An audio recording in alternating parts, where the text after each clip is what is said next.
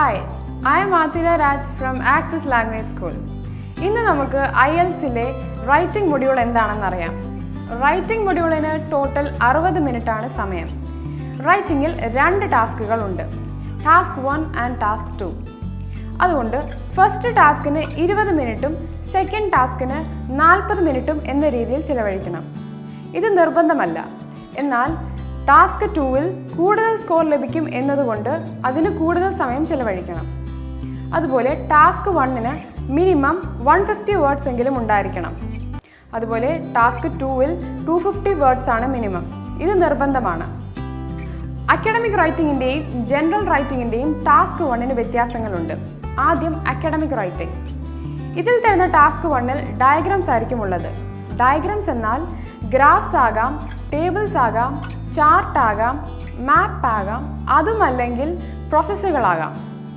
ഈ തരുന്ന ഡയഗ്രാംസിൽ നിന്നും ഡേറ്റാസ് മനസ്സിലാക്കി ഓർഗനൈസ് ചെയ്ത് ഡിസ്ക്രൈബ് ചെയ്യണം. അതും കമ്പയർ ചെയ്ത് വേണം ഡിസ്ക്രൈബ് ചെയ്യാൻ. ഇനി പ്രോസസ്സുകളാണ് തരുന്നതെന്നുണ്ടെങ്കിൽ ഓരോ സ്റ്റേജിനെയും കമ്പയർ ചെയ്ത് ഡിസ്ക്രൈബ് ചെയ്യണം. ഇനി അടുത്തത് ജനറൽ റൈറ്റിംഗിലെ ടാസ്ക് 1. ഇവിടെ തരുന്നത് ലെറ്റേഴ്സ് ആയിരിക്കും.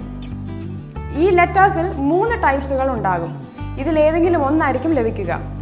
Formal, semi formal and informal. Formal എന്നാൽ ഒഫീഷ്യൽ യൂസിനായുള്ള ലെറ്റേഴ്സ് ആയിരിക്കും. അതായത് എഴുതുന്ന ആളെ നമുക്ക് വ്യക്തിപരമായി അറിയുന്നതായിരിക്കില്ല. ഹെഡ് ഓഫ് എ കമ്പനി അല്ലെങ്കിൽ പ്രിൻസിപ്പൽ ഓഫ് എൻ ഇൻസ്റ്റിറ്റ്യൂഷൻ, ആ വ്യക്തിയെ നമുക്ക് അറിയുന്നതായിരിക്കില്ല. അതേസമയം സെമി ഫോമൽ എടുക്കുകയാണെങ്കിൽ അതും ഒഫീഷ്യൽ യൂസ് തന്നെയാണ്, എന്നാൽ ആ വ്യക്തിയെ നമുക്ക് അറിയുന്നതായിരിക്കും. അവസാനമായി ഇൻഫോമൽ. ഇത് നമ്മളോട് അടുത്ത് നിൽക്കുന്ന ആൾക്കാർക്ക് വേണ്ടി എഴുതുന്നതാണ്, അതായത് ഫ്രണ്ട്സ് അല്ലെങ്കിൽ റിലേറ്റീവ്സ്. ഇനി അടുത്തത് ടാസ്ക് 2. ടാസ്ക് 2-ൽ എസ്സേ റൈറ്റിംഗ് ആണ്. നേരത്തെ പറഞ്ഞതുപോലെ തന്നെ ഇവിടെ 40 മിനിറ്റ് ചിലവഴിക്കണം. അതുപോലെ കുറഞ്ഞത് 250 വേർഡ്സ് എങ്കിലും ഉണ്ടായിരിക്കണം. അത് നിർബന്ധമാണ്. ഇനി ഇവിടെ വരുന്ന ടൈപ്പ് ഓഫ് ക്വസ്റ്റ്യൻസ് എങ്ങനെയാണെന്ന് നോക്കാം. ഒന്ന് ഒപ്പീനിയൻ ആയിരിക്കും. അതിൽ എഗ്രി അല്ലെങ്കിൽ ഡിസെഗ്രി, അതുമല്ലെങ്കിൽ to what extent do you agree or do you think it is positive or negative. ഇങ്ങനെയാണ് 3 ടൈപ്പ് ഒപ്പീനിയൻ ക്വസ്റ്റ്യൻ വരിക.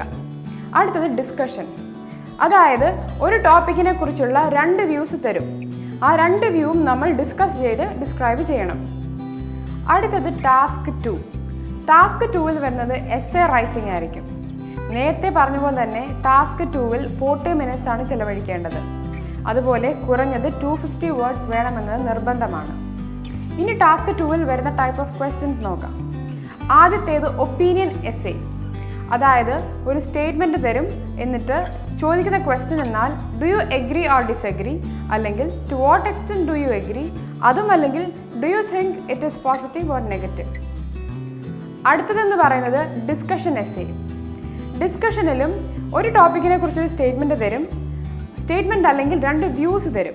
ഈ 2 വ്യൂസിനെയും കുറിച്ച് ഡിസ്ക്രൈബ് ചെയ്ത് എഴുതണം. അടുത്തതായി problems and solutions. They will give you A statement on any topic, എന്നിട്ട് അതിനെക്കുറിച്ച് problems എന്താണ്, അതിൻ്റെ സൊല്യൂഷൻസ് എന്താണ് എന്ന് വേണം ഡിസ്ക്രൈബ് ചെയ്ത് എഴുതാൻ. അടുത്തതായി അഡ്വാൻറ്റേജസ് ആൻഡ് ഡിസഡ്വാൻറ്റേജസ്. ഇവിടെയും ഒരു ടോപ്പിക്കിനെ കുറിച്ച് ഒരു സ്റ്റേറ്റ്മെൻറ്റ് തരും. അതിൻ്റെ അഡ്വാൻറ്റേജസും ഡിസഡ്വാൻറ്റേജസും ഡിസ്ക്രൈബ് ചെയ്ത് എഴുതണം. അവസാനമായി ഡബിൾ ക്വസ്റ്റ്യൻസ്. ഇവിടെ തരുന്ന സ്റ്റേറ്റ്മെൻറ്റിൻ്റെ കൂടെ 2 ക്വസ്റ്റ്യൻസ് കൂടെ ഉണ്ടാവും. അതും ആ സ്റ്റേറ്റ്മെൻറ്റിന് റിലേറ്റഡ് ആയിട്ടുള്ള ക്വസ്റ്റ്യൻസ് ആയിരിക്കും. ഈ 2 ക്വസ്റ്റ്യൻസിനും ആൻസർ ചെയ്യുന്ന രീതിയിൽ വേണം താഴെ ഡിസ്ക്രൈബ് ചെയ്ത് എഴുതാൻ. ഇത്രയുമാണ് റൈറ്റിംഗ്. ഇനി റൈറ്റിംഗിൽ ശ്രദ്ധിക്കേണ്ട പ്രധാനമായ കാര്യം എന്തെന്ന് ഒന്നുകൂടെ പറയാം. ഒന്ന്, ടാസ്ക് 1-ന് മിനിമം 150 വേർഡ്സ് വേണമെന്നത് നിർബന്ധമാണ്. അതുപോലെ ടാസ്ക് 2-ൽ 250 വേർഡ്സ് വേണം. ഇനി സമയം എങ്ങനെയെന്ന് നോക്കാം.